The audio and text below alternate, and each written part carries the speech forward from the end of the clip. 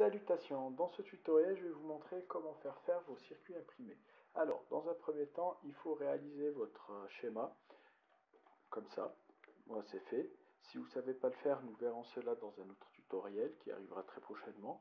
Une fois que vous avez votre schéma, vous faites faire votre circuit. Donc une fois que vous l'avez, vous vérifiez que tout fonctionne correctement. Un design rule check, c'est-à-dire vérification des règles de design. Check, voilà, j'ai 3 erreurs, une erreur de dimension que j'assume parfaitement, j'en prends la responsabilité. J'ai déjà fait commander des circuits avec un pad plus proche du bord que ça et ça a bien fonctionné. Ça c'est parce que le texte est à l'extérieur. Donc quand je sais que c'est bon, je vais sur le site de OSH Park, qui est un site américain que j'aime beaucoup, OSH Park. Voilà, vous allez sur Get Started Now, sélectionnez un fichier. Ici, il vous dit que vous pouvez sélectionner plusieurs types de fichiers, un EGOL, un KiCad et un zip, où vous avez les différents Gerber, fichiers Gerber.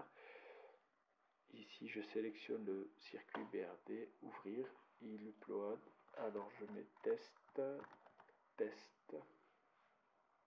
Voilà, c'est fait. Ici, il vous donne un aperçu de la face supérieure et de la face inférieure de votre projet.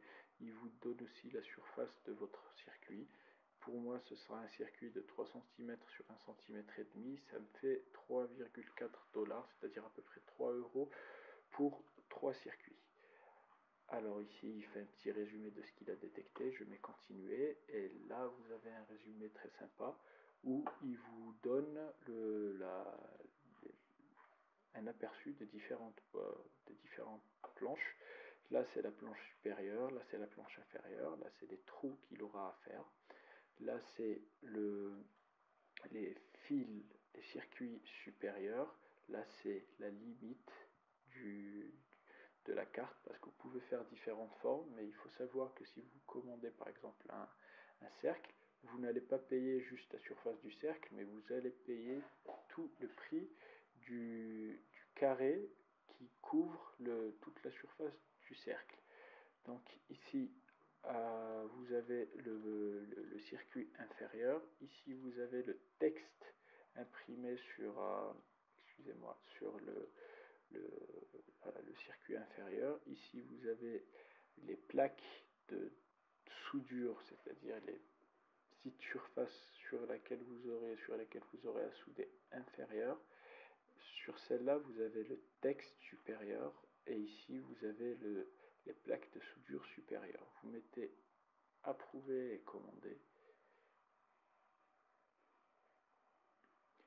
Et ici, vous passez directement voilà, sur les différents projets que vous pouvez commander. J'avais déjà enregistré une vidéo, c'est pour ça que j'en ai déjà un ici. Vous avez différentes options. Celle-là, c'est pour avoir les fils de cuivre plus importants, mais